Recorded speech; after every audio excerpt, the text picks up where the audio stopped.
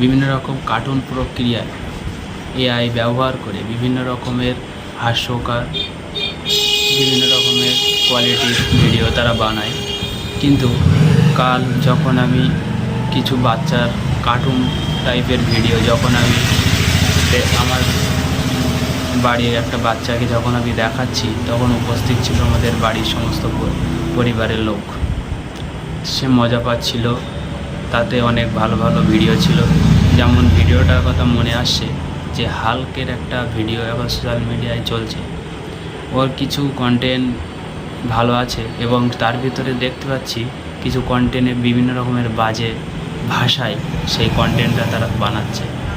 এই ভাষার আমি বিরোধী করতে চাই যে ভাই, তোমরা সোশ্যাল মিডিয়াকে এমনভাবে ব্যবহার করো না যেন সেটা পরিবেশটাকে নষ্ট করে।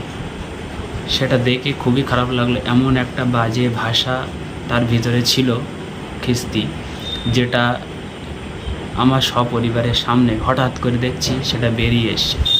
শুধু আমার সঙ্গে নয়, আমার মনে হয় এরকম পজিশানে অনেকেই পড়ে। আমার মনে হয় এরকম কন্টেন্ট ক্রিয়েটারদের কন্টেন্ট না বানানোই উচিত, কারণ সোশ্যাল মিডিয়ায় সামান্য কিছু পয়সা উপার্জনের জন্য ভাই পরিবেশের অনেক ক্ষতি হচ্ছে। আর রোস্ট করি না, আমি এমনি ভিডিও বানাই না সত্যি কথা বলতে, কিন্তু তোমাদের ভাই একটু খেয়াল রাখার দরকার। খিস্তি গালাগালি না দিয়ে যদি তোমরা পয়সা ইনকাম করো, তাহলে সেই পয়সাটা আমার মনে হয় তোমাদের পক্ষে ভালো উপকারে আসবে। আর যদি তোমরা পয়সা ইনকাম করতেই চাও, তাহলে আরও ট্যালেন্ট বাড়াও, আরও কাজ করো, খাটো ওর পিছনে। কিন্তু ভাই তোমরা এরকম ভিডিও বানিও না ভাই, তোমাদের কাছে অনুরোধ।